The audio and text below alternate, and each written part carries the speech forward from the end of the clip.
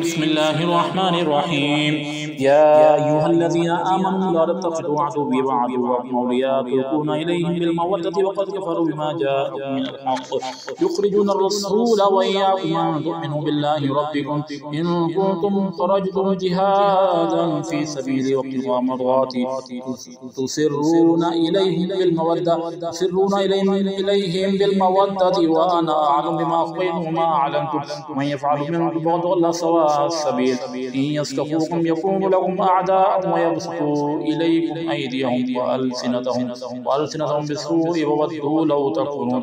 لن تنفعكم أرحامكم ولا أولادكم يوم القيامة يفصل بينكم والله بما تعملون بصير. قد كانت لكم أسوة حسنة في إبراهيم والذين معه إذ قالوا لقومهم إنا براء منكم مما تعبدون من دون الله كفرنا بكم وبدا بيننا وبينكم العداوة والبغضاء أبدا حتى تؤمنوا بالله وحده إلا قول إبراهيم لأبيه لأستغفرن لك وما أملك لك من الله من شيء ربنا عليك توكلنا وإليك أنبنا وإليك المصير. ربنا لا تجعلنا فتنة للذين كفروا واغفر لنا ربنا إنك أنت العزيز الحكيم. لقد كان لكم فيهم أسوة حسنة لمن كان يرجو الله واليوم الآخر ومن يتول فإن الله هو الغني الحميد. عسى الله أن يجعل بينكم وبين الذين عاديتم منهم مودة والله قدير والله غفور رحيم. لا ينهاكم الله عن الذين لم يقاتلوكم في الدين ولم يخرجوكم من دياركم أن تبروهم وتقسطوا إليهم إن الله يحب المقسطين. إنما ينهاكم الله عن الذين قاتلوكم في الدين وأخرجوكم من دياركم وظاهروا على إخراجكم أن تولوهم ومن يتولهم فأولئك هم الظالمون.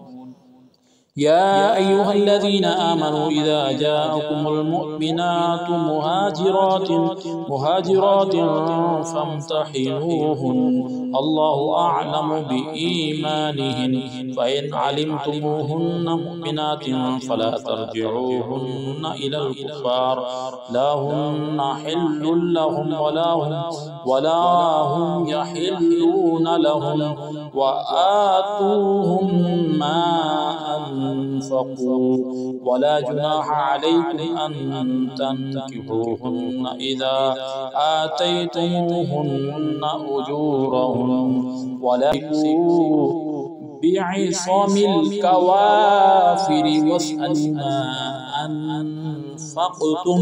واسألوا ما أنفقتم وليسألوا ما أنفقوا ذلكم حكم الله يحكم بينكم والله عليم حكيم.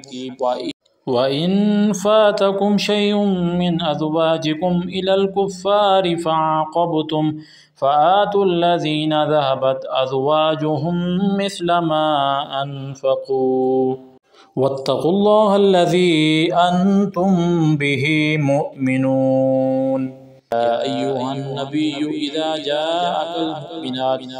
إذا جاءك المؤمنات يبايعنك على ألا يشركن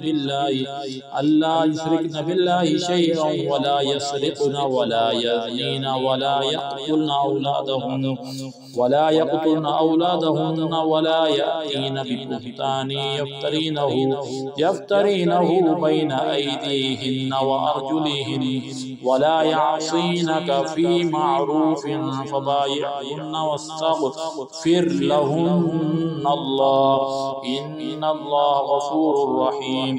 يا أيها الذين آمنوا لا تتولوا قوما غضب الله عليهم قد يئسوا من الآخرة كما يئس الكفار من أصحاب القبور. صدق الله العظيم.